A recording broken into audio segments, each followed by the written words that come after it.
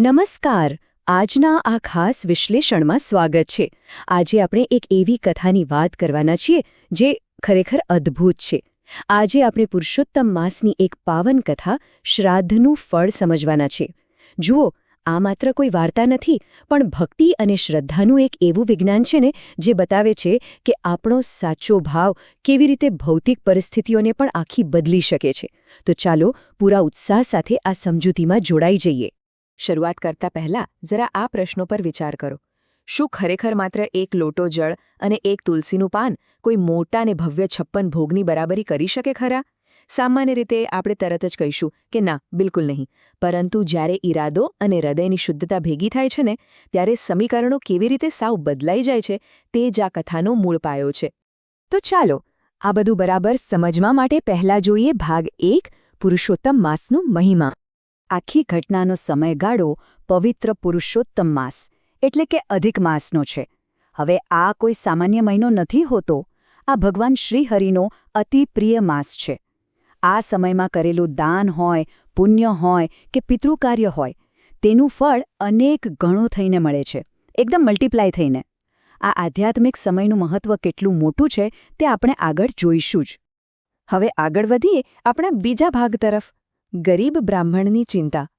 અહીં આપણે કથાના મુખ્ય પાત્રની પરિસ્થિતિ સમજીશું. વાત એમ છે કે એક નગરમાં એક બ્રાહ્મણ દંપતી રહેતું હતું.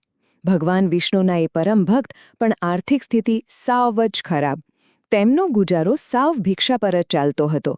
જરા કલ્પના કરો એ પરિસ્થિતિની. પવિત્ર પુરુષોત્તમ માસ ચાલી રહ્યો છે, પિતાના શ્રાદ્ધનો દિવસ માથા પર આવી ગયો છે અને ઘરમાં બ્રાહ્મણોને જમાડવા તો દૂર, અનાજનો એક દાણો પણ નથી. તેમની આ લાચારી ખરેખર હૃદયને સ્પર્શી જાય તેવી છે. શ્રાદ્ધનો દિવસ જેમ જેમ નજીક આવે છે તેમ નિરાશા તેમને ઘેરી વળે છે. તે રડી પડે છે અને કહે છે કે હું કેવો અભાગી દીકરો છું કે મારા પિતૃઓનું શ્રાદ્ધ પણ યોગ્ય રીતે નથી કરી શકતો.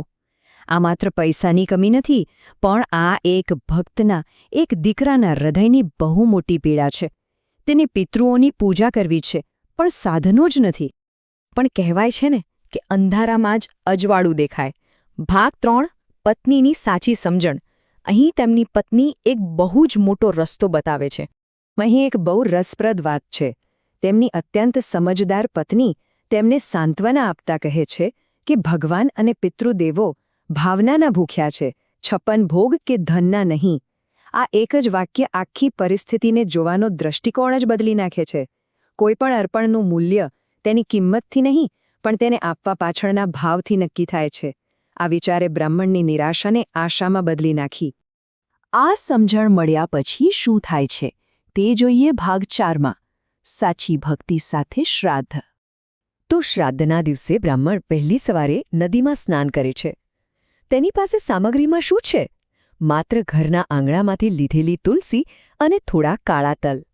તે તાંબાના લોટામાં શુદ્ધ જળ ભરી તેમાં તલ અને તુલસીપત્ર ઉમેરીને પૂરા સાચા હૃદયથી તર્પણ કરે છે. અહીં સૌથી મહત્વનો મુદ્દો એ છે કે વિધિ ભલે સાવ સાદી હોય, પણ તેની પાછળનું સમર્પણ 100% છે. 2 હાથ જોડીને આંખમાં આંસુ સાથે એ પ્રાર્થના કરે છે કે મારી પાસે કોઈ મિષ્ઠાન નથી, માત્ર આ જળ અને તલ છે.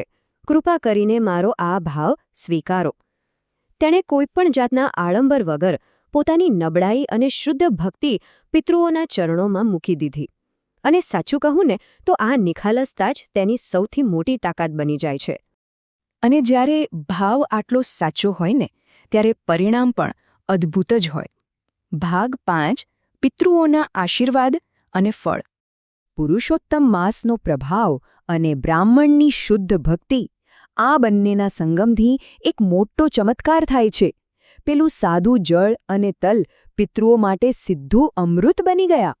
પિતૃઓ સંપૂર્ણ રીતે તૃપ્ત થયા અને તેમણે અદૃશ્ય રહીને ખૂબ આશીર્વાદ આપ્યા.